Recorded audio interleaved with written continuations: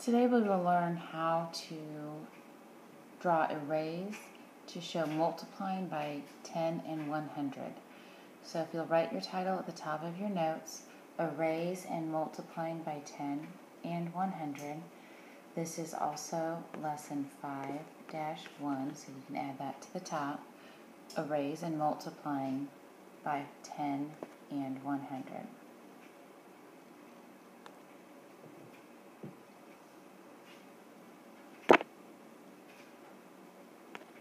Our objective today will be to use arrays to multiply 10 and 100. Here's the problem we're going to look at. One section of the bleachers in the soccer stadium holds 100 people. There are 6 sections like this in the stadium. How many seats are there altogether? You are going to draw a picture in your notes as well as write an addition equation and a multiplication equation to go with this problem. Let's go ahead and cube the problem. Let's circle the numbers that we're going to be needing. One section of the bleachers in a soccer stadium holds 100 people. There are 6 sections like this in the stadium. Let's underline what it's asking. How many seats are there all together? And we can cube any keywords. All together would be a keyword. We're going to be finding out a total amount of all the seats in the stadium. Now, to draw a picture, we're going to have to look at how to draw an array that will match this problem. So let's look and see how to do that.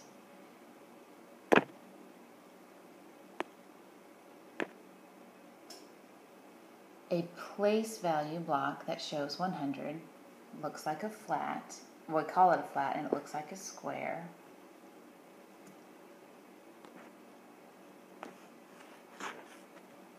And it looks like that.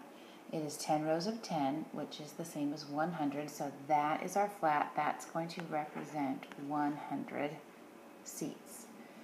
How many 100 blocks do we need to show how many seats are in the stadium? Well, it said that each one holds 100, and there were 6 of them. So we would need to draw 6 flats to represent the problem.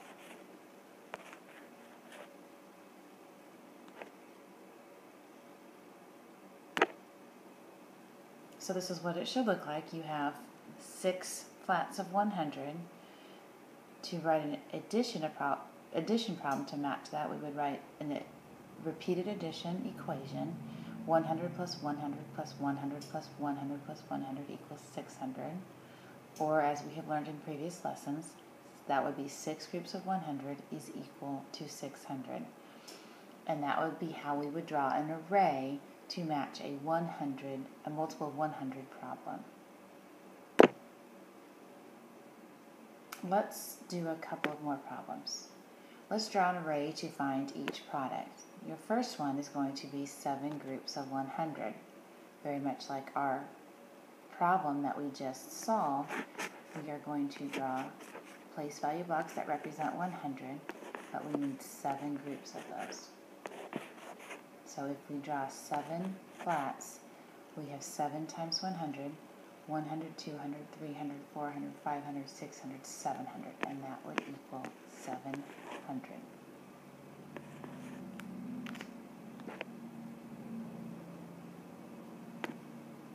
Our next problem is 9 groups of 10, so we would need to draw a 10 instead of 100.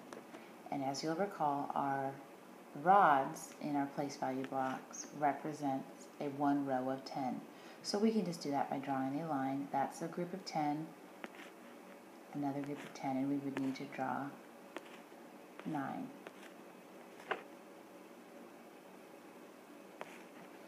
And to solve this problem, we could count the 10s, 10, 20, 30, 40, 50, 60, 70, 80, 90. 9 groups of 10 equals 90. Now you know how to draw arrays with 100s and 10s.